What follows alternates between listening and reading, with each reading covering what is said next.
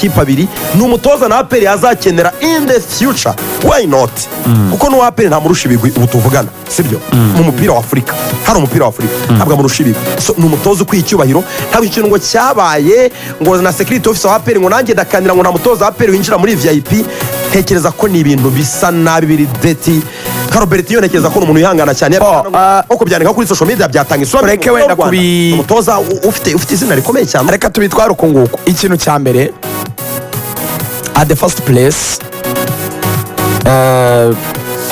ku ruhande rwa Rayon Sport, ntimuzinjirize umutoza wanyu ku muryango wa media zone.